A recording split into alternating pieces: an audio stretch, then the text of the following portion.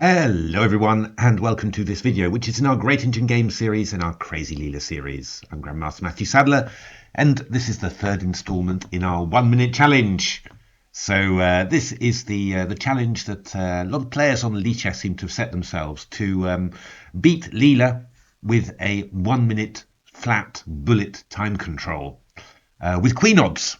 And amazingly enough, it's proving to be incredibly difficult. Leela's really winning with amazing scores against very, very strong players. This player was slightly weaker, just 24-30 bullet player, but just the game, how it went, I saw it live and I was just kind of amazed by it. Kind of the thing is that, at this sort of time control, even with a queen less, Leela is simply outplaying opponents. It's not that they're missing little tactics or anything. It's just simply that Leela's just playing better moves over a long period of time and just never considered it possible with queen odds at any time control, against any reasonably strong player. So quite incredible. Let's have a look how it went. So e4, e5, knight f3, knight c6, bishop c4, knight f6, a pretty standard Italian game actually, just with a queen missing on d1 there. So g5, bishop g3, d6, it's almost just mainline theory in fact. Knight h5, knight bd2, takes, queen e7. And the noticeable thing about Leela in these queen odds games is that Leela just isn't afraid of moving pawns forward. In actual fact, moving pawns forward, sacrificing pawns, that's what Leela does, because Leela sort of has worked out that the best way to actually win these games with queen odds is to open the position and get tactical chances for its pieces. You sort of think, well, wouldn't that make the opponent's queen twice as powerful? But yeah, somehow it doesn't quite seem to work that way. The other thing that Leela does a lot of is moves like this, which just aim to produce some sort of weakness. But in general, Black does quite well here, really, because normally Leela exchanges something just like one set of minor pieces only, but here Black's managed to exchange off two, so not bad at all. And White plays the move rook d1, castles, and then Leela plays d4. Again, intuitively, with queen odds, I'd be really scared about exposing myself like this, but Leela just keeps on going. But this is where it starts to go wrong for the black player. So far, he's played excellently, very sensibly, fully developed. Just the rook on a8 to develop, but that shouldn't take long. Looks perfectly good. But he started to make some suboptimal moves, but Leela just really, what Leela does to him is quite incredible, really. So bishop b4 is what I was expecting, and it's a pretty obvious move. I'll point out as well that Stockfish just wants to play the move knight takes d4 and queen e4, sacrificing some material back in order just to break up the white structure. And that's, a very, very good way of playing at odds. Black played the move bishop a7, and now b6 happened. And Black here made a rather poor decision. I mean, I think you've got to see first of all that your bishop's got a bit blocked in there. But of course, even if you lost that bishop, what would it matter? It wouldn't matter at all. You'd still be a queen for a piece up. In actual fact, there's even a possibility for Black to play the move d5 when here you'll go knight d5 and or rook b2 or something like that. But Black's doing great. But Black plays the passive bishop b8. And of course, this is happening at a very fast time control, so you can't be too critical. But I would say that in general terms there, I think the good point to doing this sort of training is that it trains your intuition. And your intuition should never be telling you to play a move like bishop b8. So, I think that's something that the black player could think about. Because what Leela does is play the move d5, and now all of a sudden, this bishop is absolutely killed dead. There's a pawn on b6, stopping it from going to c7, a7. There's a rook on a8, which is trapped behind. And Leela has just fixed that pawn on d6, so the bishop isn't going to get out. Now, of course, what black should be thinking about is giving back material. You could give back this knight, for example. It's not a real threat to take it because you'll take back with a queen and then you'll get your bishop out. But you need to be thinking like that. Black sort of plays normally, right? He plays the moves that you play if you weren't a queen up. So plays the move knight c5.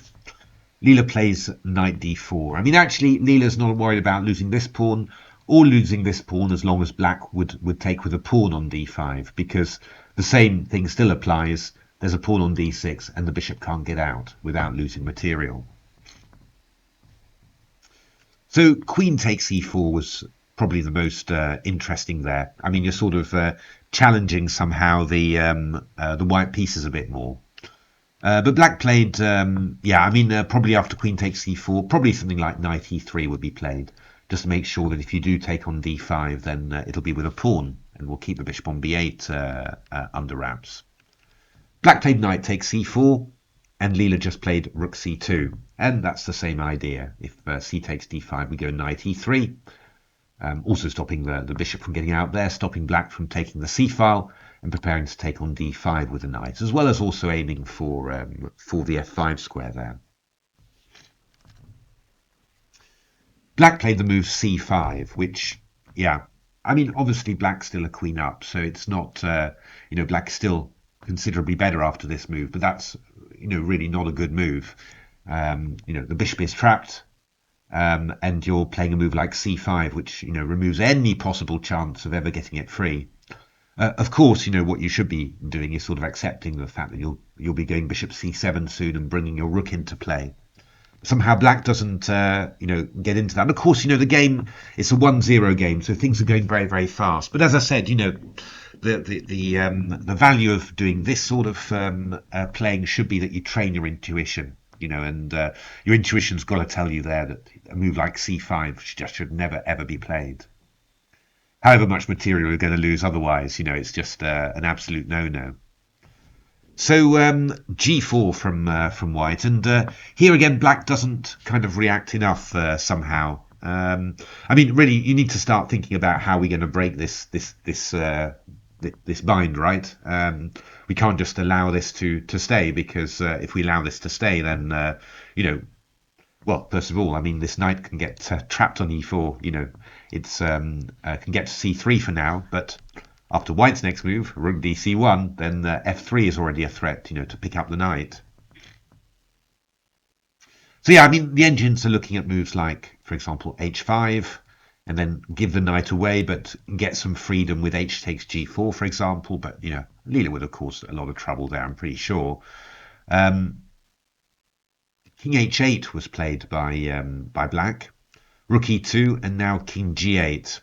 I mean, the engines want black to play rook e5 in this position, with the idea of we get our bishop free somehow. So, okay, you've lost a rook back, basically, but at least you've got your bishop out. You'll get your other rook there. Should be, completely winning for black. Of course, Leela will cause lots of problems, but, this should actually be winning. But I guess the black player was kind of out of ideas somehow. I mean, by the way, another idea for black would have been to play king to f8, with the idea that if rook e2, you can go knight c3, because you can exchange off the rooks there. But black kind of got into the, and you see this with games between human 1-minute players. There are the real speed experts, of which I am certainly not one, who are able to play moves very, very quickly, same move, same move, same move, same move, and run the opponent short of time. And here the opponent obviously decided that this was what he was going to try against Leela.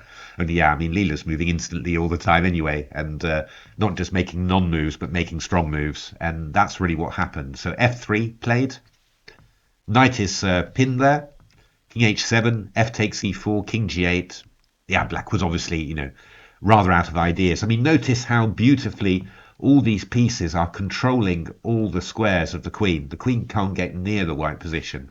And of course, we've got the bishop and the rook here. Of course, you should be playing something like bishop c7 or whatever, right? Anything now to get free. But black carried on with his approach, and Leela just did its stuff. King h7, rook h1, king g8, Queen g3. Notice again how carefully Leela has done this. There's still no entry points for the black pieces. Leela played, Black played Queen g6, and after Rook h6, pardon me, the Queen was trapped, and after Queen f6, Rook f6, and well, it's a pretty sad picture for Black here. Pieces completely tied up. Black actually just completely outplayed. With a queen less by Leela. I mean, Black did not play particularly well there, but still, I thought it was an extraordinary game. Black did pretty well up until the 21st move, and then the things that Leela did just to block the position, keep the position blocked, offering everything, multiple pawns, just to make sure that certain pieces stayed blocked there, was really quite an amazing performance there, and yeah, great fun to watch. So there we are. Hope you enjoyed that. Lots more to come in this series. Stay tuned.